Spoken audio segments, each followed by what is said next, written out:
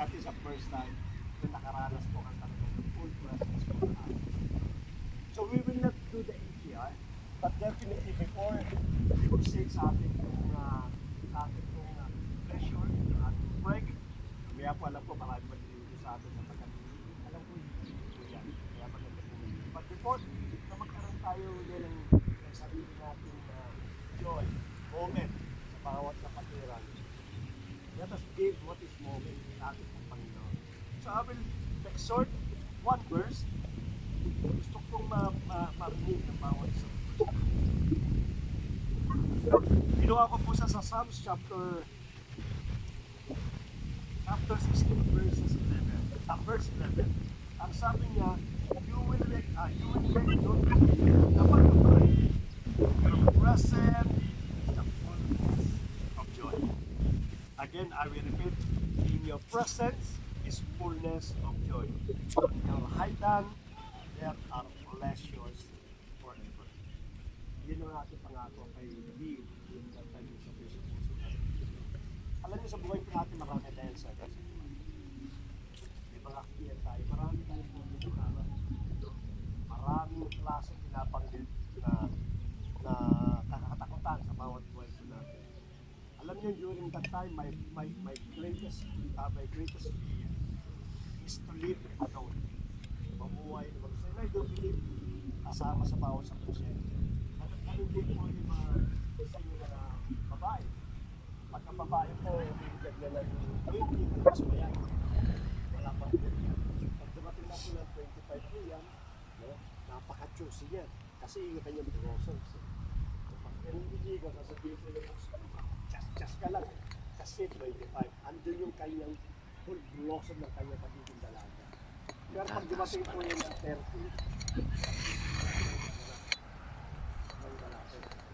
kasi wala, nandun na yung field. Wala na ata sa kalendaryo. Pagdating ng 35, ano sabihin? Yung babae. Kahit sino ka na. O volume to eh. Kahit sino lang. I'll just give an example na makakatawa. But in reality, ito po yun. May mga fear po tayo. Katulad ko po dati, may fear po ako dati na mag-isa. May mga boyfriend, girlfriend po tayo. But definitely, ang tanong ngayon doon, mauwi ba ito sa forever, sa last day forever, o sa marriage? Kasi yung pag sumasakay tayo sa relationship po lang. Pero at the end of the day, yung pack mo, is this will last forever. Yung fear mo. The moment na nagkayo kayo ng break up, o nag-iunay kayo, hindi sa forever, panghihinayang ka, takot, malagpas ka edad ko. Kahit lalaki po, ganun po yan. Sa akin po tayo, pag napakadami, especially mga future po natin. Ano ba yun? Araw, asawa ka. Tinatanong mo lang kung anong future mo. Ano yung papagiging ang lagayan ng asawa? Pagtutuloy ba yung marriage namin? Pagkakaroon ba kami magkakaiwan? Kaya the moment na nagkaroon ka na, naparin mo ka agad. Ano mangyayari sa akin? So nakangulugan, pagka nagkaroon ka ng apo, ano mangyayari sa apo ko? Just holding it aside. Hindi ko napilitin ang kaya ko binanggit yung verse ang sabi ko natin, the fullness of joy. And my life is really great. So nangangulugan si David, marami rin siyang uncertain kasi nakaranas po siya eh. Tinudita siya ng kanya pong anak. So, pinagtangkahan yung buwan niya ni King Saul. And many people yung police sa pilihan namin. At yun ano niya, then suddenly he find himself 16. Kaya malaking meron na yung ganito, sapagkat hindi ko pa na maibigay ng buo yung aking buhay sa ating Panginoon. Hindi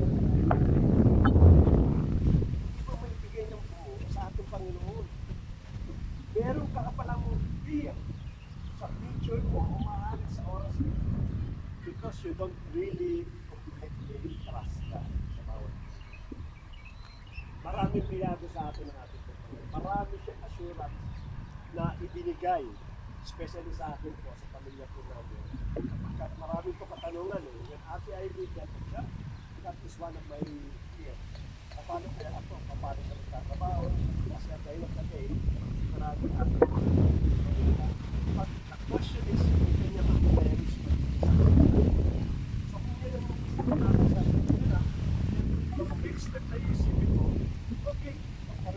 trabaho, magkaroon ng problema, magkakaroon siya. At least may trabaho siya. You can live alone. Yung mga ganong klase kong mga perko natin. Pati community, klase naman. Iniwala lang po tayo. Para popo. Maaaring meron kang peace, position mo ngayon. Maaaring tomorrow, hindi ka na nire-review katulad ng sa pastor na ginalawan ko namin. Wala akong masabi. No?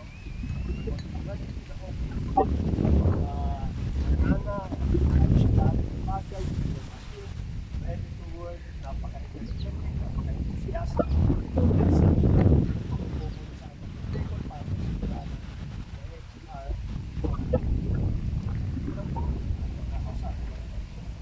So, nung kausap ko po sa sabi niya,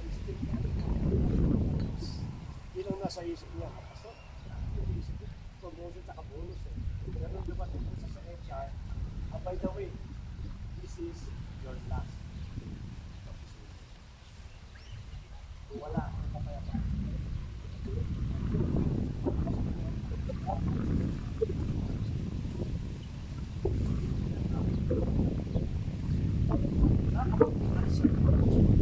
Napakadami po niya. Sabi ng ating Panginoon, fullness of God.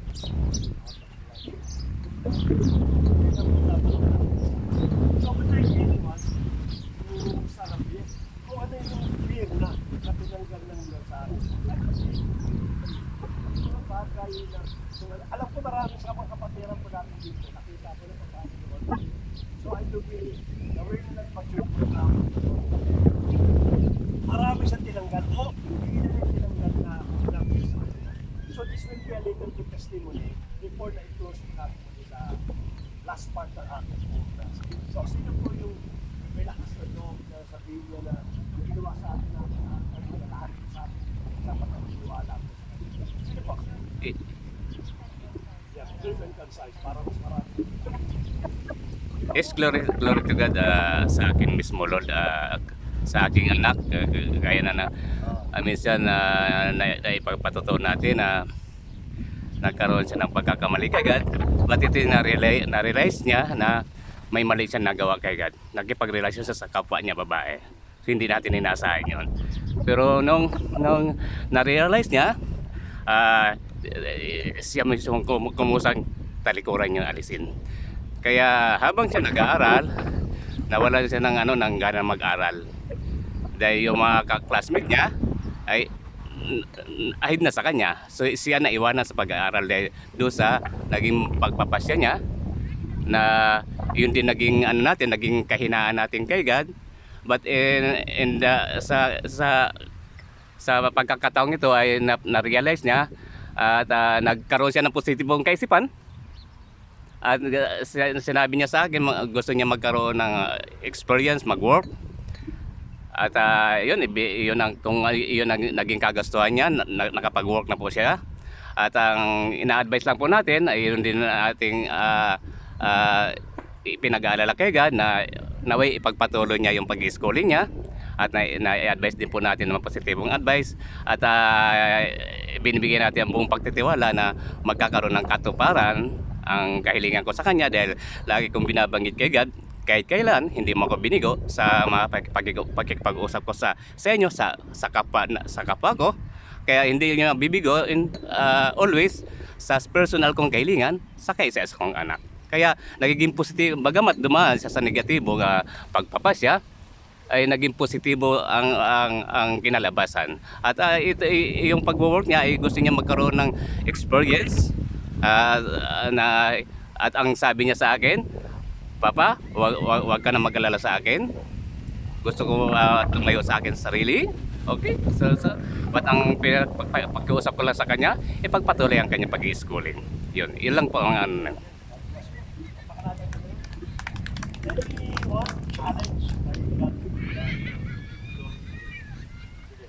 welcome po, welcome. Siguro mga 2, 3 or 4.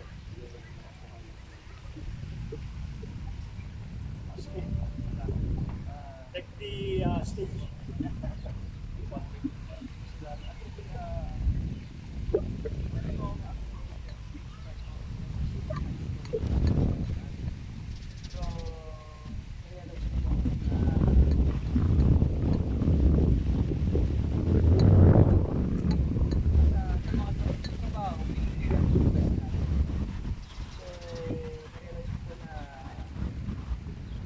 Dapat sa Panginoon bigyan din natin ng best natin. So,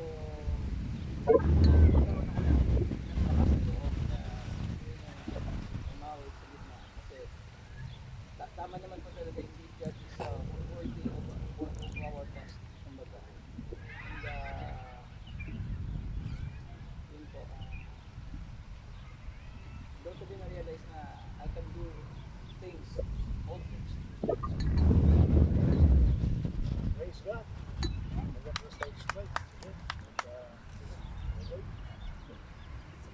Sa akin po, glory to God.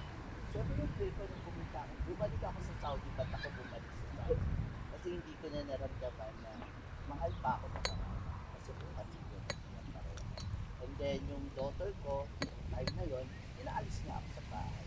Nagkaroon kami ng pagkakanawan. Siya, naiintindihan ko, yung mindset niya kasi nasa call center, group yung mindset niya, kaya naiintindihan ko ang mindset ng pagiging call center, yung character niya. Tapos yung anak ko rin lalaki, syempre, ko rin ba yung may family na kasi siya. So hindi kasi sa amin kultura, yung magulang nakatira sa anak o yung anak nakatira sa magulang. Binigay ko yung buong buhay ko kasi naging solidad ako sa kanilang dalawa. Yung anak kong babae, syempre, nung umalis ako, ganun siya kasama. Ganun ko naramdaman na hindi niya ako minahal na walang respeto. Pero nung bumalik ako dito, pinag-play ko siya. And then, bigla na lang, boom! Nag-stage siya sa tiyo. Dahil nawala na yung tour ko na, ano ba yung mga alam ko? Tapos ngayon, ang worry ko na lang, siyempre, sa akin yung pastora, yung anak ko na lang. Pero nasulat ko, ano naman sila? Sinasabi naman, nag-super sila, pero nga sila yung mindset ng victory. Siyempre, gusto ko pa rin na, nais ko pa rin na lahat kami, di ba, mag-atong pag-ibig ng Diyos. Tapos, siyempre, tulad natin lahat, nasa twilight na kami nila, o yan, sila friendly, siyempre. Sa akin kasi, okay lang siya na kayo, pero bahala. Doon talagang kung masaya na ako, hindi ko naman siya nakakas. Thank you dahil, sabi ko nga, after 40 years, totoo naman talaga, nung after high school ko kasi, doon ako na-born again, after nung high school ko, pagka-graduate ko, meron kami ng interest sa COP doon, tapos diretso talaga ako ng theology after high school. Pero, bata pa ako, hindi ko pa na-ibigyan talaga, ganun. So, nung after second set, pag-start ako kasi so tuwing nagano kami, nag-e-enroll, tinatanong ng pastor,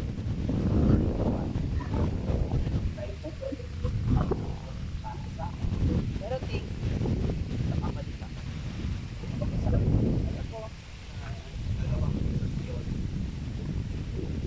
Wala naman ako life. Magkakaroon lang kung bakit mag-serve sa'yo. Alam ko, makasalanan pa din ako, pero gusto ko pa mag-serve sa akin, diba? Thank you!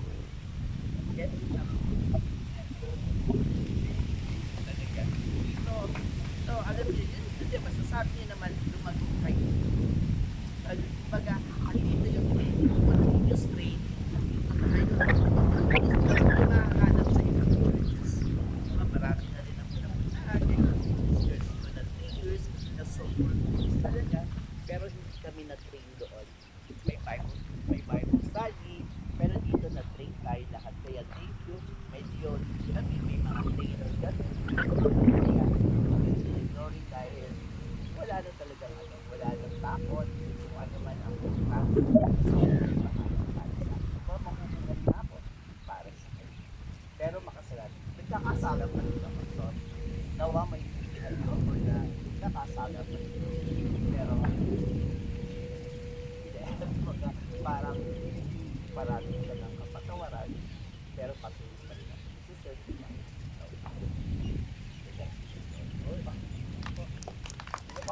Next, next. Dalawa siguro. Dalawa na lang. Para may natin yun. Sino ba? Sino? Mukhang walang nagcha-challenge siya. Bonsai. Sige, sige.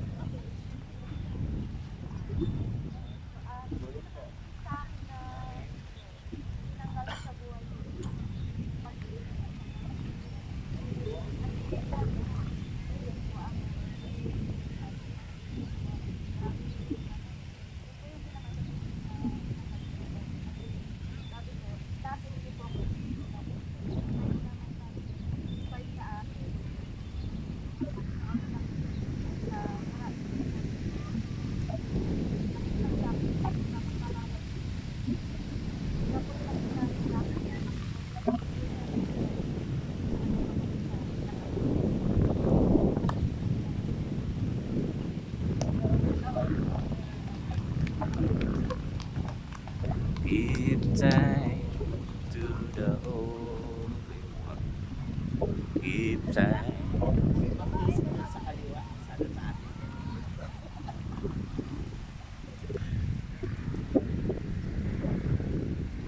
Next.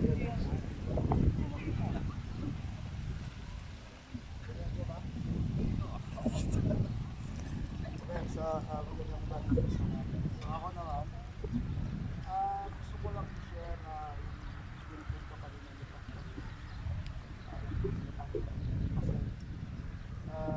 Nangyari yan sa akin sa University Guide. Punta sa kasusunod. After ko kaya ako ng bagong company.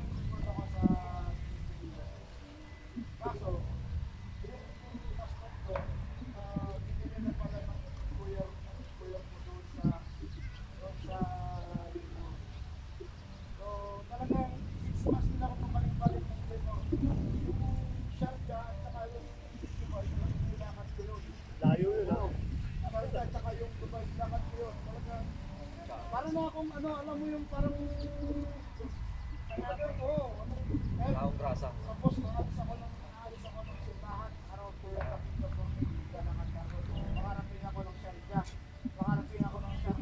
labor, makapunta ako ng Alfonso, saktong, umabot ka ng Ramadan. Talagang project din ako ng graduation natin. Hindi na kami nag-pass, di ba kami? Ito ko rin kung paano ko nagkaroon ng lahat kasawa. Ito yun. So, naayos na. Akala ko kasi, tapos naayos na yung turismo ng pag-ibig ko. Makakauwi na ako. So, nagkulang ako kasi wala akong dalang gamit eh. Wala eh. Talagang iwan ko na sa simbahan eh. Sabi sa akin yung doon, okay. Mas mahal doon. Okay, mama naman ako. Akala ko yatin ako ng airport. Doon pala, nakulong ako sa immigration. Almost 2 months. Kasi hindi ka pwede kasi schedule yung passport kasi. Nakulong ako sa immigration for 2 months. Talagang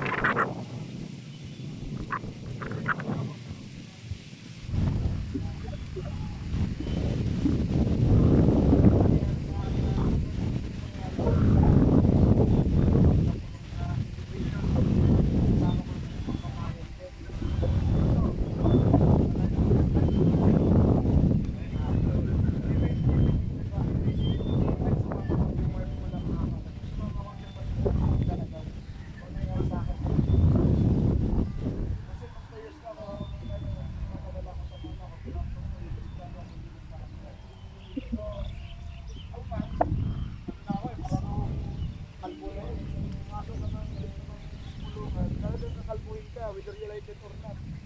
Tapos kung katabi mo mga ibang lahi, magtulong kayo, tapos kung yung pagkain nila, pero kakaroon ko ba, wala yung papaluin na so, take that kasi naalala ko dati, paano ako nakauwi, kasi inayos ng labor yung passport ko kasi travel document, tulungan ako ng Philippines kasi tutunuin na yung form niya ako dun. Ang nangyari sa akin, naalala ko pala, meron pala akong private ticket ako kasi dati, meron pala akong 18 buti may nagtawag ako sa yung dating kaibigan ko, tinignan ako yung sa Santa Lucia Pass. Santa Lucia, meron pala akong kita doon na almost 180,000 yung mga binta ko dati. So, yan ang ginamit ko ng pag-uwi. Pero, nung umuwi ako, talagang paglabas ko ng kulungan pass kasi hinatid niya sa akin ng pastor. Talagang sobrang pasalamat ko sa mga ganyan na nangyari sa akin. Nangyari sa akin. Sabi ko, wala naman ako bisyo. Hindi naman ako, napakalaking bisyo mo yung pero, totoo sa kasalanan ko din kaya ako sa kaya ako bulos na hindi man lang ako hindi, parang naaliw ako sa pagka-part time yung mga obra sa akin ng part time sabi ko ayoko na kasi pag na-part time ka maaliw ka talaga mapapabayaan mo yung regular na ginagawa mo so sabi ko nga Lord nung bukas na ako ng tulungan nakita ako sa Dubai talagang kasi VIP ako diretso na kasi may escort ako dalawang escort ko ng pulis parang manigurado na talaga na diretso ka so wala kung ano yung gamit ko sa loob ng kulungan ganoon din sa airport ganoon din sa loob ng aeroplano tapos pag sakay ko na talagang salamat ako sa Panginoon pag-uwi ko talagang sabi ko Lord ano mangyayari sa akin pag-uwi ko kasi wala kahit wala talaga ako nung time na yun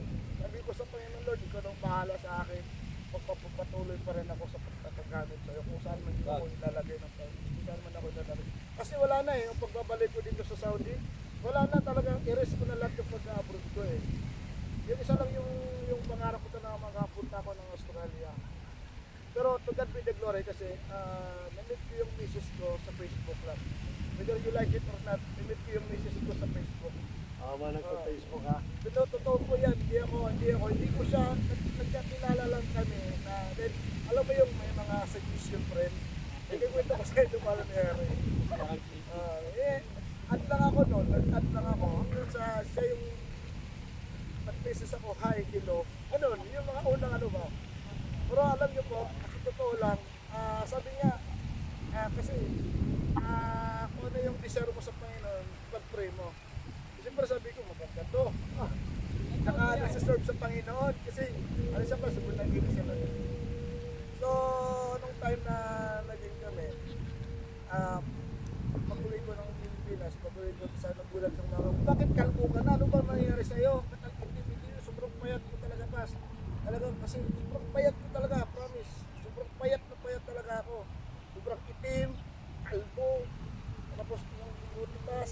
Nagulat yung mama ko, nakulong ka ba? Ang dami kong alibay. Ang dami kong alibay na hindi ko kaya i-share sa kanila. Kahit ngayon pas, hindi alam talaga ng mama ko. Hindi ako nakakapagod. So, kung naging kami ng Mrs. Plus, within 3 months lang nakasal ko. Kasi, ano na ako, malis na ako sa mama ko eh. Nagiging ano na ako eh. Pero ayoko, di ako pumayag na naging kami na hindi kami nagpakasal. Kasi kasalanan sa Panginoon yan kasi. So I thank God kasi magna 9 years na kami this coming dito. Magna 9 years kami magna 9 years kami.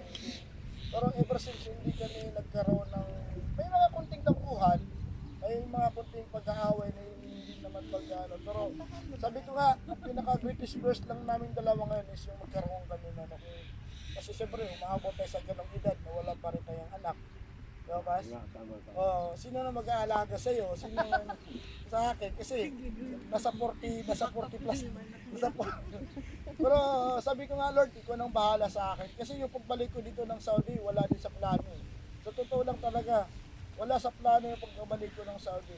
Dahil sa sobrang liit ng sahod sa Pilipinas, napilitan ako nakabalik ng Saudi. But I thank God sa mga nangyayari sa akin. Talagang hindi ko alam bakit ko nasabi, but I know God has a plan. God has a plan bakit ko ito na-share sa inyo. Dahil, kayo lang talaga nakakaalam. Kayo lang talaga nakakaalam. Tayo lang din nakakaalam ha. Mga ilang lang tayo dito. Wala na magsasabi kasi hindi man narinig dito eh. Hindi naman narinig. Amen. Okay lang. So, yun lang po. Hindi pa naman live to. Video lang to. Challenge ko lang, paano may mangyayari sa buhay natin kahit magiging worst man yan, huwag tayong magiging huwag natin question ng Panginoon kasi ang Panginoon nandiyan lang yan eh. Tayo mismo ang lumalayo sa Kanya, ang Panginoon hindi yung lumalayo sa atin. So, thank God kasi yun, kung ano man ang magiging sa akin, let God na siyang mamuhay sa akin. Yun lang po ba? Pero po. Hindi pa.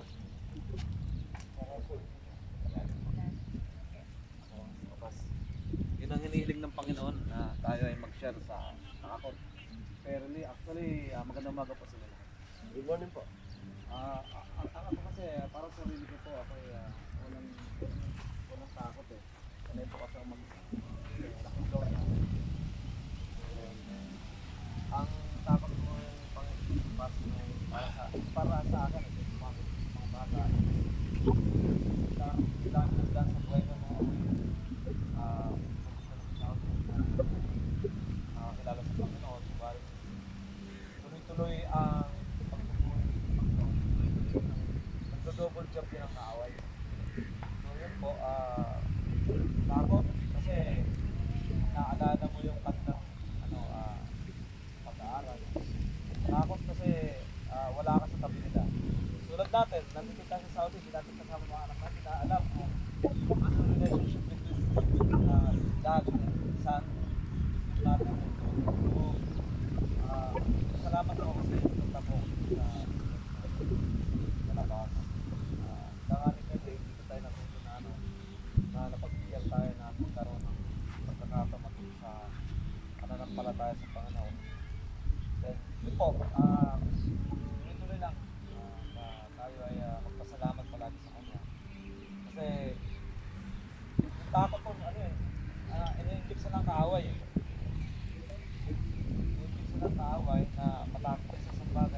kaya mong gawin, hindi mo makakaya. So maraming salamat po at yun lang po. Maraming salamat po.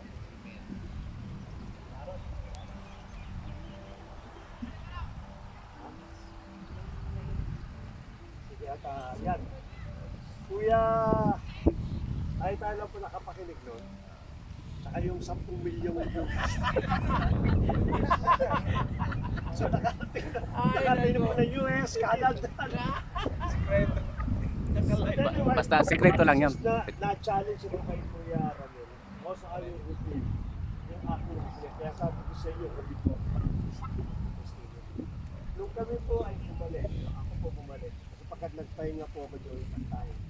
Ang sabi ni Kuya sa mga active namin sa Bangkok. Pero nung dumating po ako ng Saudi Arabia, alam niyo na, no? Napaka-fresh, masipag, kasi inisip ko pamilya kagad. So yung future kagad ang inisip ko kagad. So nag-stop po ako mag-ilang matagal po ako nag-ilang at hindi rin po ako nag-attempt na maghanap po nito. Dumating po si Mrs. po dito, which is born again sa Pilipinas, na indonate po siya. And suddenly, ang Lord ang siguro uwi po, ang uwi po para maghanap kami ng church. Alam niyo po ang character ko, maybe sabi nga nung iba, napakadali raw ang God really changed me. Yung araw po, mahirap pa kayo makapagsahay. Kasi ako hindi ako nangiti, hindi ako nagsasalita. Kaya yung tao po takot na lumapit sa akin. Si Pastora kasi kaya nalapit kayo. Kasi kanya pa kayo matalas. Parang laking eh. Pero ko, yung... Of course, hindi nangyari pagkakasak pilit. Pero ako, ang fear kasi, because I don't say single word. Tahimik ako pero yung seryoso tingin, kaya mayroon kong mag-approach. But because of that character, yung strong character, yung unang church na pinuntahan po namin, wala pa po kaming ilang buwan, no? A few months pa lang po, they decided na itong lalaki, yung potential ito maging leader, at kung sa Pilipinas, leader na yun, tsaka ng singles, ang ginawa ko sa doon. At doon po ako talaga nakasasabi. Pero dito, hindi ko pinaalam. But because of my strong character, madalas yan, yung pinupunta namin dyan, madali kami ma-promote. Not because, siguro pinaglaban, because serious na ako. Kasi po ako napakaseryoso na yung po dahilan po, in short po, nakakuha kami ng pwesto. Doon sa church namin, pinagkatiwalaan po kami. Nung nagkaroon po ng break-in sa church ngayon, that's the time na lalo po pumutang yung pangalan ng asawa. To the extent na yung pinaka-head pastor, I will mention the name, na wala nang problema po sa testimony. Nag-report po kami sa Kayaya, yun po sa Pilipinas, pinag-Pilipinas.